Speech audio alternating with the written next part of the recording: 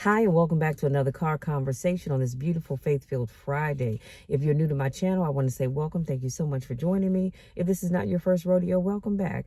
And you always know that I miss you when I don't get a chance to see you. Now, let's jump right on in. I'm going to be sharing 10 things that foolish people do. And this is based off Stoic wisdom. Number one, never give your work away for free. Your time and talent have value. Treat them as such. Now, I'm going to say this. Sometimes you have to give away a little bit in order to attract the customer or client that you're looking for. What do I mean by that? Well, it's just like having a coaching business. You give away a free, let's say 10, 15 page ebook and you give that away for free. And people read that and go, wow, this is awesome. I wonder what else she has or he has. And so for me, that's how I look at it. Now, if you're asking me to do something that's labor intensive, no, I can't give that away for free. I cannot just meet with you weekly for free, because that is my time, that is my talent, and that is where my gift lies. So yes, you do need to pay a little something. So when it comes to your time and your talent, make sure you value it. And I'm going to say, if you decide to give away something free, because again, we've always been taught you got to give away a little something in order to get something, make sure it's reasonable. So case in point, if you have a candle making business and somebody buys two or three bars of your homemade candles, I say it's all right to give them a couple of free samples of other scents that they did not purchase, because they may get those and go, wow, I like this. I need to see about getting me some more of this. They don't know you have it unless you give it to them. Okay, so we got to kind of tread lightly with that one. Number two, never give advice that wasn't asked for. Unsolicited opinions are rarely welcomed and often resented. I know when we get around the people we care about and they're sharing whatever's going on in their lives, we want to offer up some advice, but you've got to know when to do it and who to do it with. I wouldn't just blindly walk into a crowd of people that I don't know offering advice that they didn't ask me for, because you leave yourself open to be cussed out, fussed out, and some more stuff. You understand what I'm saying? It's like that old saying, don't come for me unless I send for you. It's the same thing with unsolicited advice. So I know you want to be helpful. I know it's in your heart to do that, but I'm just going to encourage you, unless God so leads you to do it, keep your advice to yourself. Number three, never speak about what you don't know. And this is obvious. Silence is wisdom. Speak only when your words add value. Too often, we want to share our opinions with people, but they add no value. So, perfect example is if somebody's going through a rough patch in their relationship and you share, well, honey, if I was you, I would leave because my man or my woman, they were doing this, that, and the third. That's not helping them. That's just giving them cause more to think, especially if they're thinking that their significant other is cheating. And you add, well, my man or my woman, they were doing this, this, and this, and it turned out that they were cheating. Well, that adds no value to them. Keep that, again, what did I say? Number two, never give advice that wasn't asked for. Keep that to yourself. If what you're saying to people adds no value to their lives, to make them a better person, keep it to yourself. We've got to learn to keep these lips that God gave us, just keep them zipped, keep them closed. Anytime I speak to people, I promise you, I am adding value to whatever it is that's going on in your mind. I'm adding value to your life. I don't want to just talk just for no reason. I truly don't. So just keep that in mind. Number four, never beg someone to stay. If they want to leave, let them go. Dignity comes first. I will be the first to tell you, if you said to me, Michelle, I don't want to be in your life anymore. Honey, can I help you pack your bags? Let me get the door for you. Let me open the front gate, because I want to make sure you get out as quickly as possible. I will never beg anybody to be a part of my life that doesn't want to be there. Now, I know some people may say, well, you didn't fight for us, so you didn't really care. No, no, no, that has nothing to do with. What you're not going to do is threaten me with a good time, okay? Threatening me with a good time says that you're going to leave because you're tired. You don't want to be here. You found something else. Bye. Go where you're happy. One thing's for certain, two things for sure. I don't ever want anybody to be unhappy because of me. If you're not happy, go about your business. But I need you all to stop. And I get it. I know, when the heart and your emotions get involved and you love that person with all you have, and they don't feel the same way about you, and they're ready to leave, and then you break down, you're snotting, you're crying, you're falling out, your wig is sliding back, your glasses are broke, and you're begging this man or this woman to stay for what? They've shown you who they are. Let them go. The same way that God put that person in your life, he will send on somebody better. And to be honest with you, that person that wants to leave might not even have been the person that God had for you. You just settled and decided to be with that person. I'm going back to my notes. Number 5, never depend on anyone to survive. Independence is power. Dependence is surrender. So when I say that, I'm going to tell you what came to mind when I read that. It was that individual that chooses to not work.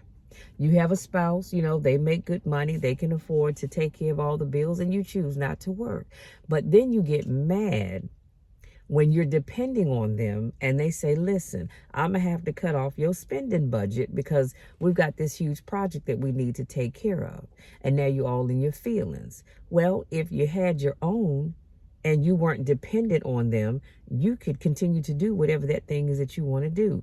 My mom and dad always taught my sister, my brother, and I never to depend on anybody but God. You hear me? I depend on him daily. But as far as man, don't put all your eggs in one basket depending on people, because people will let you down.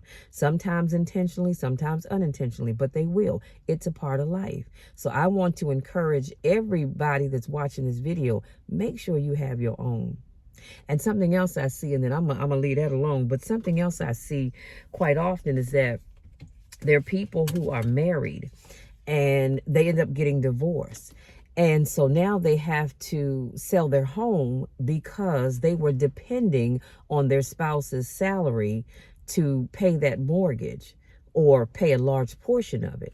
Well, that person has decided they wanted to move on. And so now they're left with a mortgage that they cannot afford. Stop being dependent on anybody but God. Number 6, never lend or borrow money. Debt destroys peace faster than poverty ever could. Now, let me say this. There are going to be times where you are going to have to borrow money, be it from the bank or a family member, a trusted friend, for whatever reason. Right now in this season, we are experiencing a government shutdown. And unless you have a part-time job or you have a business, a side hustle, you might be looking to borrow money from family, from the bank, from borrowed off your credit cards or your savings account or whatever, because we are just where we are right now. But this is so true. I have seen relationships fall apart all over money because somebody borrowed money that they knew they couldn't pay back, and it caused friction in that relationship. So here's my thing. Never lend money that you can't afford to not get back. What does that mean, Michelle? Well, if you say, Michelle, listen, I need to borrow $300. If I know that I can't afford for you not to give me my money back, I'm not going to give it to you. I'm just not. But again, you've got to use wisdom to think about who the individual is that's asking you for the money, because you already know whether you're going to get it back or not. Number 7, never apologize more than once. A sincere sorry is enough. Don't beg for forgiveness. Y'all, this is important. Again, things happen. We say things, we do things. But if you've given a sincere apology and you said that you are sorry and you meant that from your heart, don't you keep telling somebody you're sorry. You don't need to. I've already said, listen, I am sorry. I'm asking for your forgiveness, but I'm not going to continue to do it to beg for your forgiveness. If you choose not to forgive me, then that's fine. That's on you. That is on you. I've done my part. I've acknowledged the part that I played in whatever the situation is. I've asked you to forgive me, but I'm not going to keep doing it. because ultimately you will find yourself, before it's all said and done, you said I'm sorry over 100 times, and this person still doesn't want to forgive you. That's on them. You've done your part. You understand what I'm saying? So stop begging people to forgive you, because that's a choice that they have to make. They don't have to if they don't want to. Number 8, never let others decide for you. Your life is your responsibility. Take the wheel. Now, the only person that decides my life for me, come on somebody, is God. God decides my every move, because I don't want to make a move without him. I include God in everything. It could be something minor and minute to most people, but I'm going to ask God, hey, Lord, what do you think? Is this what I should be doing? But outside of that, when it comes to man, no, I'm not allowing you to make my decisions for me. Now, here's something to think about. You know, some people will say, well, you get married and your husband says, yeah, I know you want to start that business, but now's not the right time. And you ask that person, or not even your husband, I'm saying your spouse, and you ask them, okay, well, why is it not the right time? And they can never seem to give you a concrete answer on why it's not the right time. Don't let people decide for you something that God has already dropped in your spirit. And I take my hat off, if I had one on, to those individuals who move forward even when their significant other says no. If you're new to my channel, you haven't heard these stories, but I know 2 individuals who God poured into them or dropped into their spirit about starting their own business, and their spouses were not supportive. One spouse said, listen, now is not the time. And she kept putting it off, but God kept bringing that thing back and back and back. And finally she said, all right, Lord, I hear you. And so the husband said to her, well, if you start that business, then we're through. Girlfriend said, you know what, it's been real, but I'm going to do what God has called me to do. And they did get divorced. She did start her business. She started a kiosk business in the airport. And I want to say she lived in Texas. This is back when Michael Bazin had his radio show. And not only did God bless her with a successful business, she was able to branch out to other airports in that Dallas area. So imagine if she had not listened to what God said, and listen to her husband, she wouldn't have a successful business. Y'all, God is good. But the other case, and this was a co-worker whose wife wanted to start her business. He told her, well, you can start the business, but you can't keep your products in the basement because that's my man cave. And she's like, well, where am I going to store my stuff? He said, figure it out. Well, guess what? She started that business. It was successful. It was so successful that one day he told us over lunch. It was through my coworkers and I, we used to, get together for lunch. And he was so excited. He was like, oh, y'all, I got a new car. We were like, oh, yeah, what you get? And I think before he had a Camry, but he had a BMW, not a high end, but he had a BMW. And both of us looked at each other, my coworker and I, we looked at each other like, wasn't he the same one that didn't want his wife to start the business? He got the car because the wife's business was doing great. And so my coworker and I, like I said, we looked at each other immediately. I wasn't going to say anything, but she said, wait a minute, hold up. Weren't you the same one that didn't want your wife to start this business, told her she couldn't keep her products in the basement because that was your man cave? And now her business is doing great and you benefiting by getting a car? Oh, honey, she ate him up. And all I could do was sit back and laugh because she was telling the truth. So I said all that to say that we cannot let other people decide for us. When God gives you an idea to do something, you've got to do it. And I know some of y'all are going to say, well, Michelle, I don't agree with that. If my husband tells me no, it's just no. Well, let that work great for you. Or as I like to say, how's that working for you?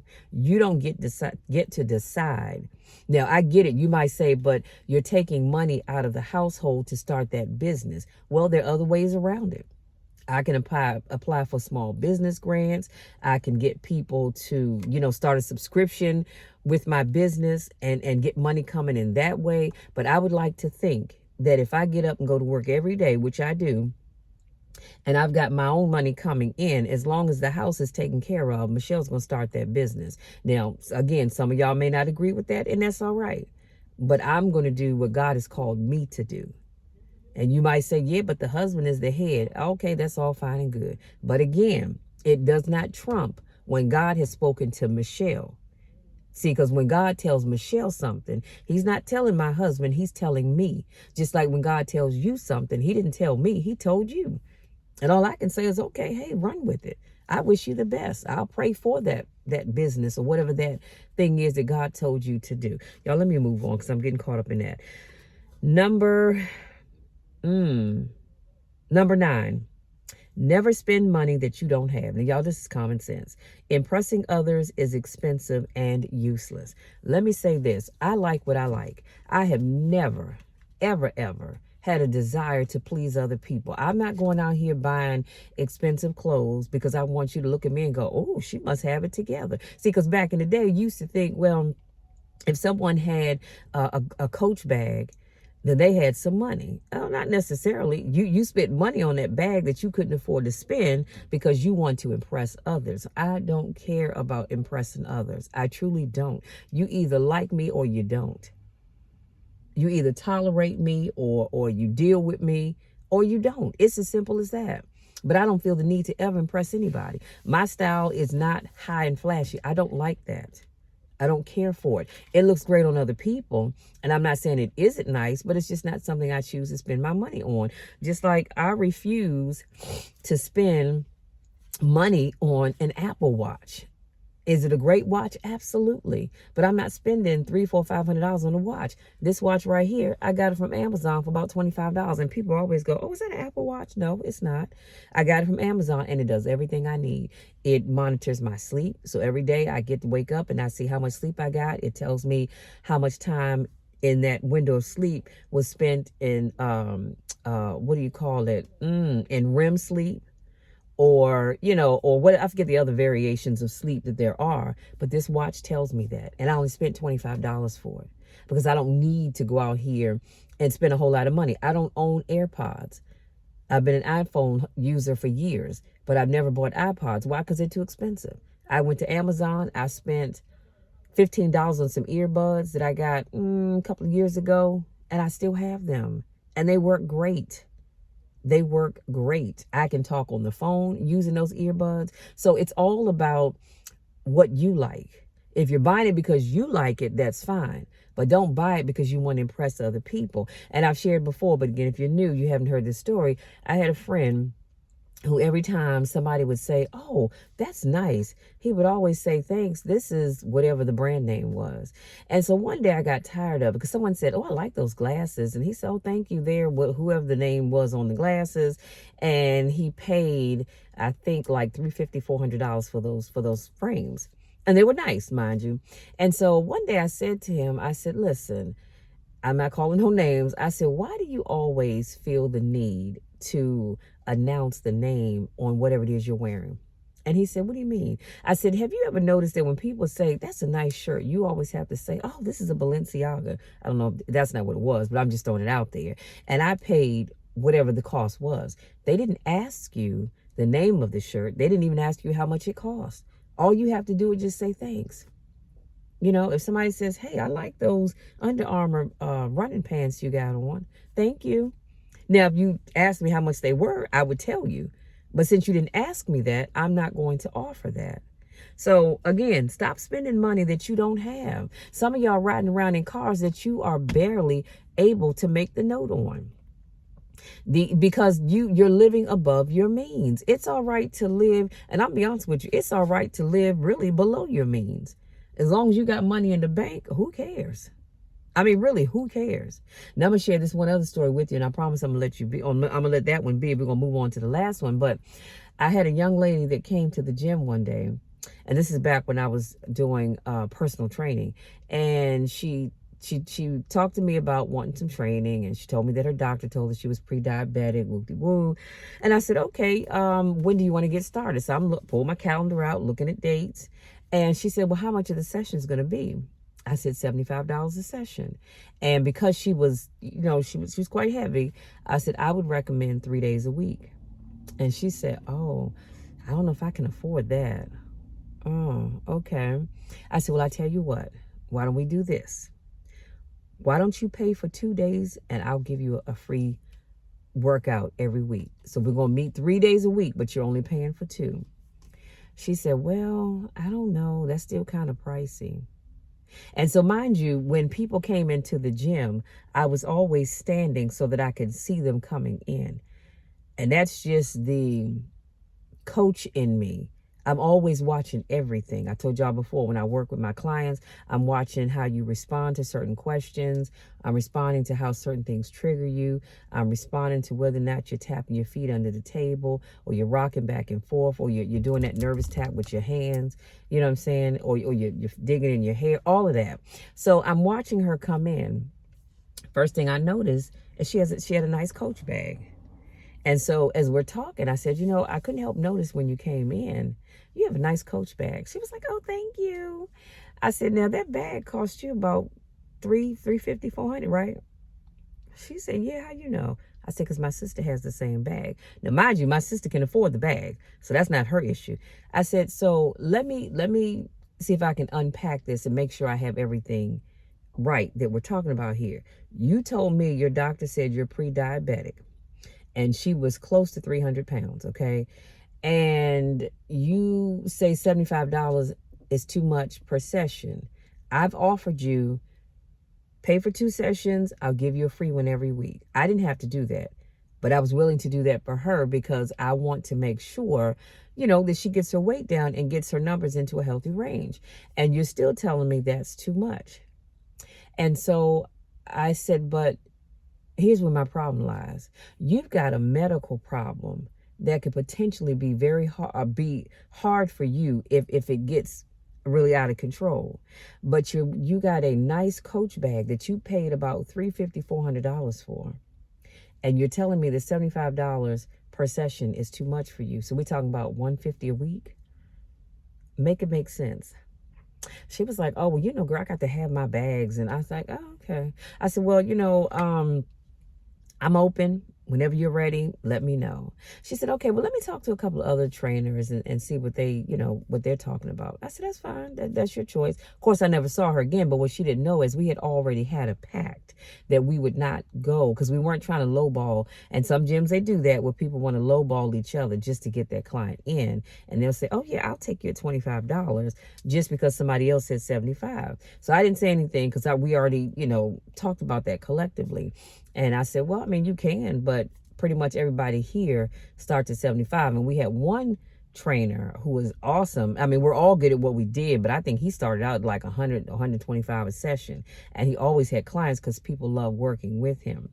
But I digress. I said all that to say, stop spending money on things that stop spending money that you don't have on things to impress other people. Now, if you have it and you can afford it and you're doing it for you, that's wonderful. But stop trying to impress other people because at the end of the day, they probably don't care. Number 10, never do something just to fit in. You weren't born to blend in. You were born to stand out. I can't stress that enough. And I talk to young people quite often, and a lot of times they get caught up in the wrong crowds. And that's not to look down on anybody. But y'all know, there's some crowds you just will never catch me in. I don't smoke. I don't drink. So I'm not going to hang out with the wino on the corner. I'm not going to hang out with the group that likes to smoke drugs in the bushes back over here in the field. There's no field here, but I'm just using that as an example. And it's not that I think I'm better than they are, but that's not an environment that I'm interested in. So oftentimes with young people and adults too, they start hanging out with groups of people that they have no business hanging out with. Why? Because they want to fit in. They want to belong. Honey, let me tell you something. As long as I belong to God, that's all I need.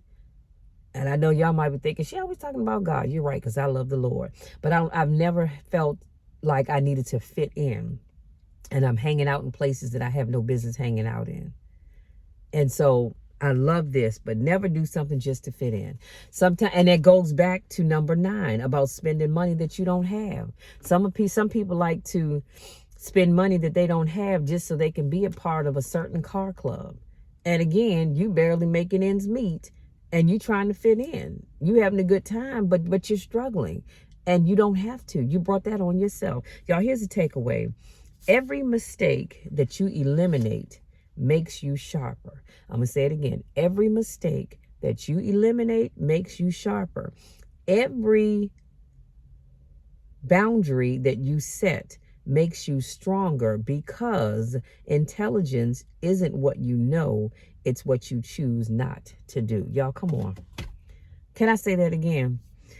Every boundary that you set makes you stronger because intelligence isn't what you know, it's what you choose not to do. I have said this before. I set boundaries in my life. And if you cannot abide by the boundaries that I've set, then you have no place in my life. You are a much stronger person when you set boundaries and you don't allow people to try you. You don't allow people to dismiss your boundaries. Because sometimes people will say, yeah, I hear what you're saying, but they're going to do what they want to do. And it starts out with a simple test. I just said this recently. It's a simple test. If you tell people, listen, don't call me after 9 because I'm in the bed, and that person calls you at 9:10, and you answer, y'all chit chat. Next time they call you at 9:15, 9:30, 10 o'clock, 11 o'clock, because you have boundaries, but they started testing you a little bit at a time. And you did not enforce that boundary, so you let them know that your boundaries don't matter, at least not to them. So just remember that, y'all. Y'all, that's it. I'm out because I need to go get some gas, grab me something to eat, and sit down and just relax for the rest of the evening. If you're not following me on my other social media platforms, please make sure you do so. I am on TikTok. I believe I have so many social media pages, but I think it's Coach Michelle, but it's all in the description box. Click on the Linktree tab and all of my social media platforms are there, but I'm on TikTok, I'm on Instagram, as well as here on YouTube. I have a podcast. All of that's linked below. Make sure you follow me on those other platforms. Excuse me, y'all. And as always, if you have a topic that you would like for me to talk about, please reach out. Make sure you email me because I know I'm not good with checking comments on here. I'm trying to get better, but I do need to work on that. But make sure you email me. My email is in the description box. Again, click on the Linktree tab and all of my information will be there. But if you have a topic that you want me to talk about, please reach out and let me know, and I definitely will make that happen for you, okay? Because here's the thing, whatever topic you want me to talk about, somebody else probably wants to hear it too. Especially, you guys, since the holidays are here. Y'all, I am so excited. My palms are itching because I cannot wait to start decorating for Christmas. Don't judge me, okay? But I do love the holiday season. But especially since the holiday season is here, and while it is a joyous occasion, it is also depressing for others. So if there's topics you want me to talk about, reach out, let's have a conversation, and I will make that happen for you, okay? Now, having said that, going out there, y'all, enjoy the rest of this day, wherever you go, whatever you do, put a jacket on, and then here in the DMV, because I think it's about 63 degrees, it's a little windy, and have fun, but just be safe. Be safe and know that I love you all. I love you to the moon and back, and there's nothing that you can ever do to change that. You know why? Because I love you too much to let you stay the way you are, which is why I pour into you 3 days out of the week, because I love you too much to let you stay the way you are. And I love giving you tools to help you become better people. And when you become a better person, you become a better person for others. Why? Because they're watching what you do and say, hey, I want to be like that person.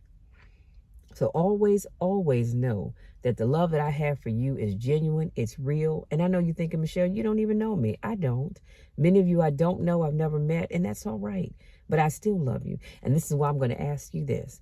Continue to pray for me, because I am always praying for you. And watch God change things. Y'all, the best is yet to come. The best is yet to come. And I promise you, just as sure as I'm sitting here, we are all going to end this year on a strong note. You know why? Because I am praying hard. Love you all. Have a great weekend. We'll talk again on Monday.